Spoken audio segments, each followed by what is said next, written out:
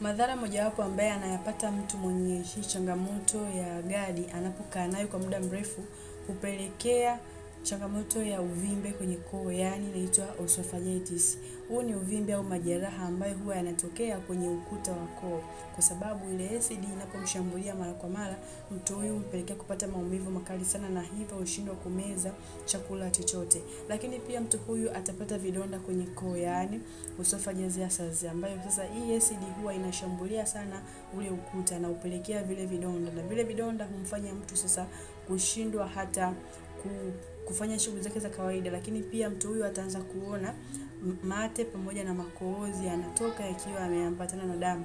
Lakini pia mtu huyu atapata changamoto ya koo kubana.